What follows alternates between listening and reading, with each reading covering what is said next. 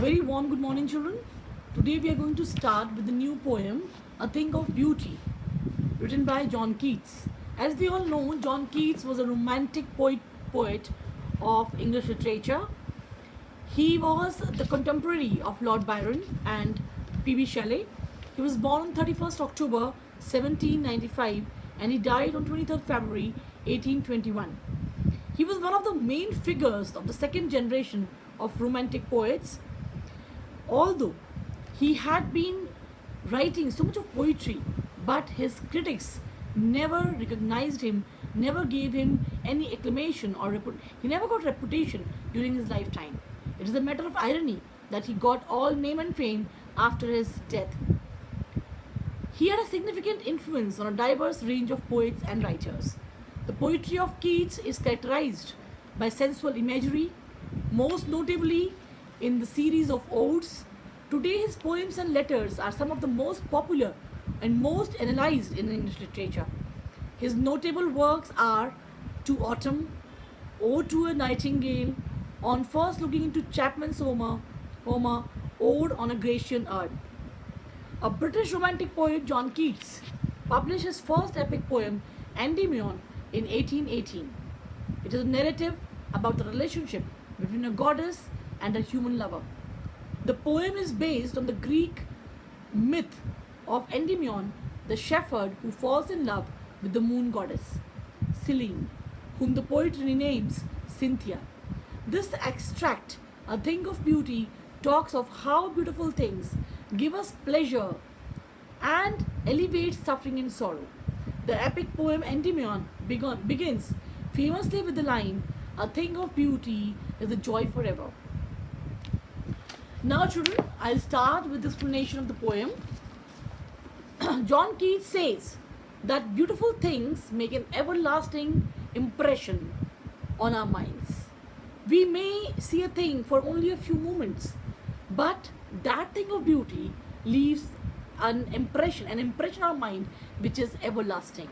Even after ages, whenever we remember that beautiful thing, it gives us solace, it gives us joy, peace and happiness.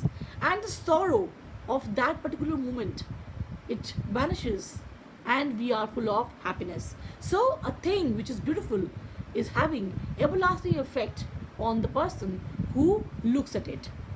Beautiful things act as a shade under which we can sleep soundly and have sweet dreams. These beautiful things have the power to bind us to this beautiful earth. The relationship between man and earth is only through these beautiful things. And John Keats, he's emphasizing that it is the pious duty of the human race to make a very healthy relationship, to create a binding, a sort of love and bound ourselves with the earth, with nature. In spite of a life which is full of disappointments, depressions, despondence, sad happenings, and tribulations, these things of beauty, these beautiful things make our life worth living.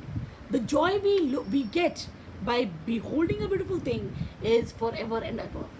The thing may not be in front of our eyes, but whenever the memory of that beautiful thing comes to our mind, we feel happy and are full of happiness and joy. The poet gives some examples of such beautiful things which give us eternal, everlasting joy. He talks about simple things like the sun, the moon, nature, trees, old and new, flowers of different colors, of different fragrances, of the forest, of the woodland. He talks about the beautiful things, the literature written by our great poets and writers. Even the legends of the mighty dead are counted as beautiful things by John Keats. John Keats is having a very deep impression of all the poetic genius of his age. He says that the poet over here, John Keats, concludes by saying that in spite of all these beautiful things, beauty of nature remains incomparable. The beauty of nature is like an unending fountain which gives us happiness, as if that happiness is pouring onto this earth from heaven directly.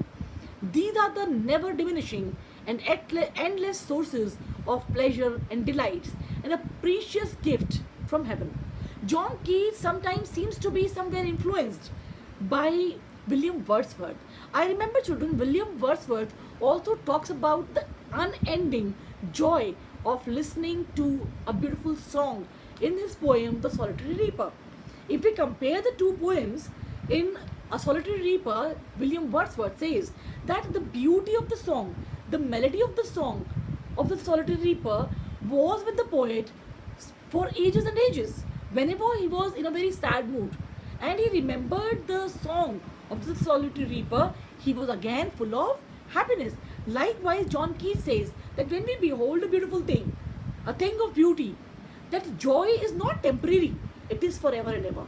Whenever we are dejected, whenever we are in depression, whenever we are sitting all alone, lonely, and we remember that beautiful thing, that joy again comes to us.